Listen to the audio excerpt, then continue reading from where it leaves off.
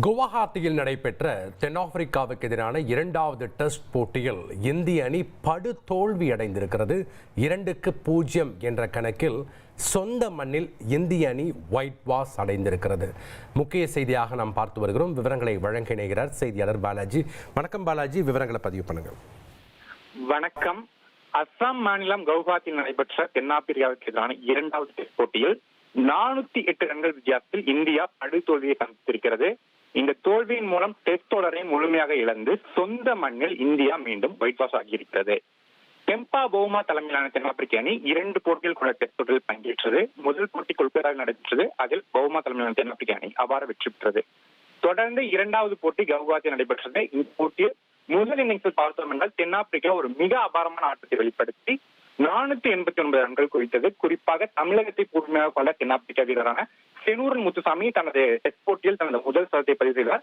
அவருடன் இணைந்து விளையாடிய மேக்ரோ யான்சன் ஒரு அபாரமான பங்களிப்பு அளித்து 93 ரன்கள் அடித்ததால் தென்னாப்பிரிக்கா முதல் இன்னிங்ஸில் 489 ரன்கள் குவித்தது. தொடர்ந்து இந்திய அணி முதல் இன்னிங்ஸை விளையாடியது. இந்திய அணிக்கு ஆரம்ப முதலே சறுக்கலாகவே இருந்தது என்று சொல்லலாம். தொடக்க வீரர் ஜெய்ஸ்வால் மற்றும் ஒரு நிதானத்துடன் விளையாடிய அரசியல் மற்ற வீரர்கள் அடுத்தடுத்து சொற்ப ரன்களுக்கு ஆட்டம் இழக்க முதல் இன்னிங்ஸில் வெறும் 201 ரன்களுக்கே இந்திய அணி ஆட்டம் இழந்தது. தென்னாப்பிரிக்க அணியின் வேகப்பந்து வீச்சாளர் மேக்ரோ யான்சன் 6 விக்கெட்டுகளையும் வீழ்த்தினார். இதனைத் தொடர்ந்து நல்ல ரன்கள் முன்னிலையில் இரண்டாவது இன்னிங்ஸை தென்னாப்பிரிக்க அணி விளையாடியது. இரண்டாவது இன்னிங்ஸும் தென்னாப்பிரிக்க அணியை முழுமையாக ஆதிக்கம் செலுத்தியது என்று சொல்லலாம். ஏனென்றால் இந்திய பவுலர்கள் தென்னாப்பிரிக்க வீரர்கள் விக்கெட்டை எடுக்க முடியாமல் திணறினர். இரண்டாவது இன்னிங்ஸிலும் ஒரு சிறப்பான பங்களிப்பை அளித்த தென்னாப்பிரிக்க அணி 5 விக்கெட் இழப்புக்கு 260 ரன்கள் குவித்தது.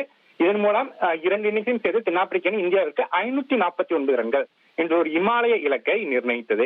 தொடர்ந்து அந்த 549 ரன்கள் இலக்கை நோக்கி விளையாடிய இந்திய அணி நேற்று ஆட்ட முறையின் முடிவில் 2 விக்கெட்டுகள் இழந்திருந்தது. இத்தகைய சூழலில் கடைசி நாள் ஆட்டம் இன்று காலை 9 மணி அளவில் தொடங்கியது. ஆட்டம் தொடங்கியது தொட்ட இந்திய அணி சீரான இடைவெளியில் அடுத்தடுத்து விக்கெட்டுகள் இழந்தது. குறிப்பாக ஸ்பின்னர்களை எதிர்கொள்ள முடியாமல் இந்திய அணி வீரர்கள் தடுமாறினர்.